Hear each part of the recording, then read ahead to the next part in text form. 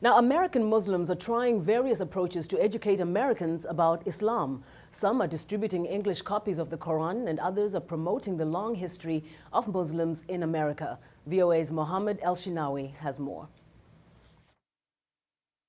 At its core, some of the teachings of the Islamic faith are, in fact, violent. I don't really know a lot about Muslims. I can't claim to know a lot about. I don't really know what they believe or the tenets of their religion. Yeah, I'm a little scared of it, to be honest with you. It brings a little bit of fear to me after being here September 11th and watching the plane go in.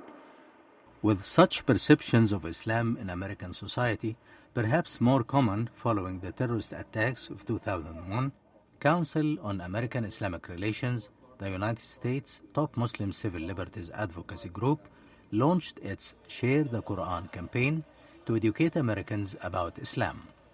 The group hopes to achieve that goal by handing out 100,000 free copies of Islam's holy book to the country's elected officials and influential opinion shapers.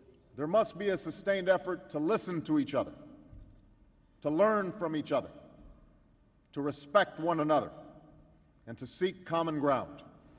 As the Holy Quran tells us, be conscious of God and speak always the truth.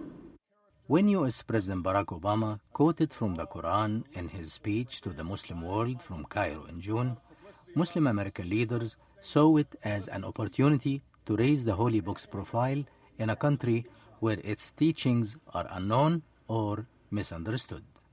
Nihad Awad is CARE's executive director. He extensively quoted the Quran's universal values on the sanctity of human life, racial diversity and equality, the importance of speaking truth. One of the group's stated objectives is to reach out to local elected and public officials, media professionals, and other leaders who shape public opinion or determine policy.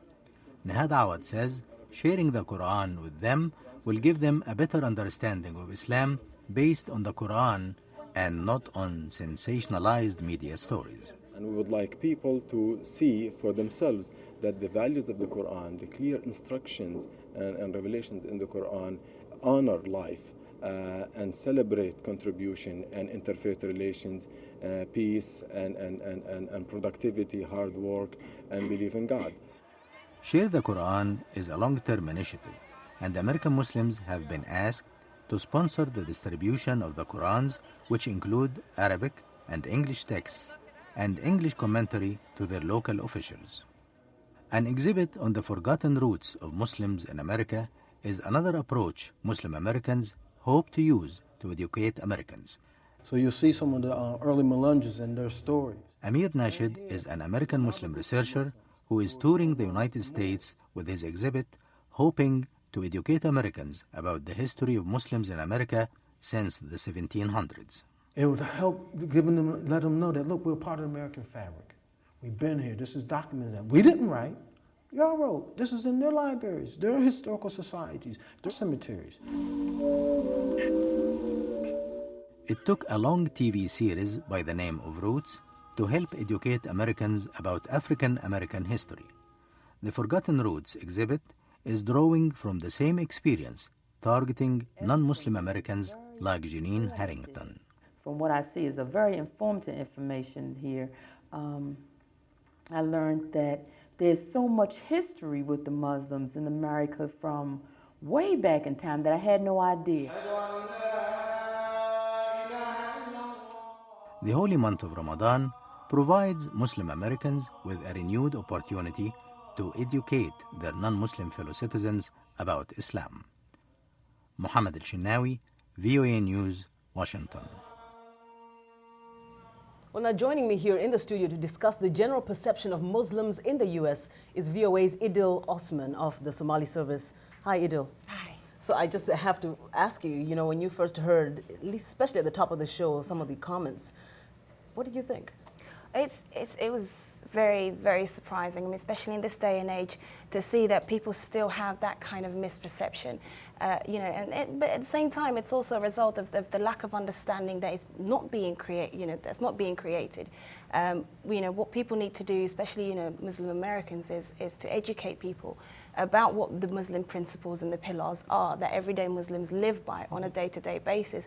That isn't anything to be feared. It's shared, they've got values and common grounds that the Muslim Americans share with the Americans in general. And if you go back to the Constitution, it encourages people to speak the truth, to live in peace, respect humanity, and these are the same principles that you will find in the Quran.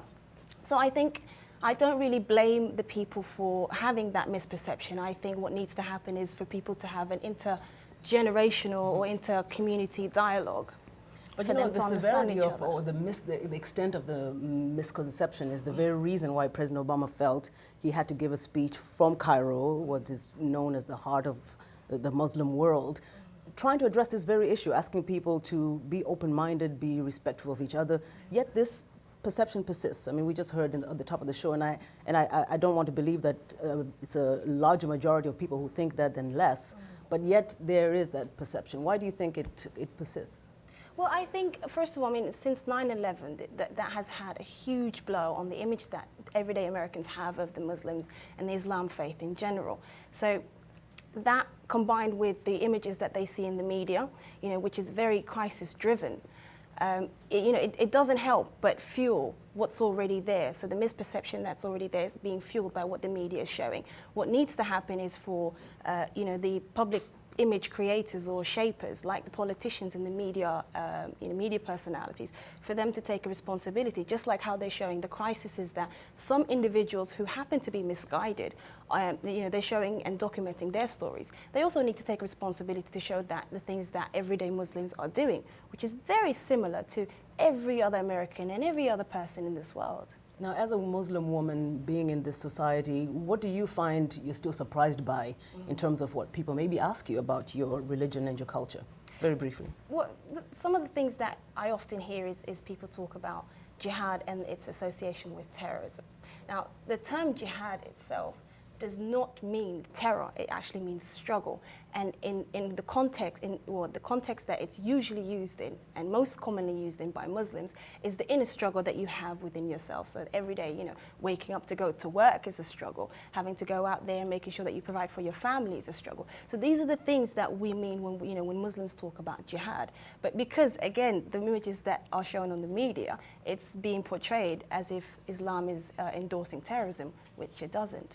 Thank you so much, Idil Osman. I hope you maybe helped clear up some ongoing misconceptions. That's Idil Osman of VOA's Somali service.